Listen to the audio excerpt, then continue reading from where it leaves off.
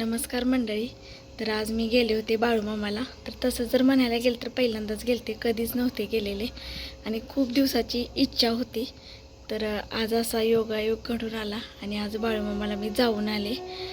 तर बघा इथं छोटी छोटी 2 कुत्री आहेत, कोणीतरी आणून सोडलेत, खूप दिवस झाला आहेत बघा इथं. तर उशीर झाला लागलेत भुकायला. तिथं नारळीच्या वगैरे डांग्या वगैरे टाकलेले आहेत आणि त्याच्या तिथं साईडला जाऊन दडतात.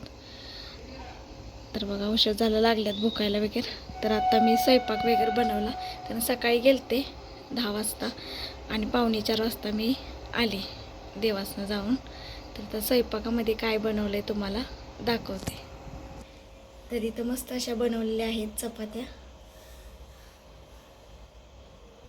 तर इथे मस्त असा भात बनवला आहे.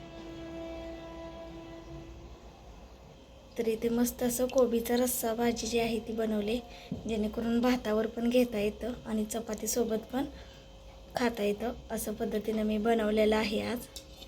तर आज खूप असा कंटाळा आला होता. प्रवासातून आल्यानंतर खूप कंटाळा येतो, काही करावं असं वाटत नाही. असं साध्या पद्धतीने आज जेवण बनवलेलं आहे. तर आणि दर्शन पण खूप छान असं झालं, गर्दी वगैरे काही नव्हती. तर खूप छान असं वाटलं बघा, पहिल्यांदाच गेले होते त्यामुळे भारी वाटलं. तर अगदी साध्या पद्धतीने आज स्वयंपाकामध्ये मेनू बनवलेले आहेत.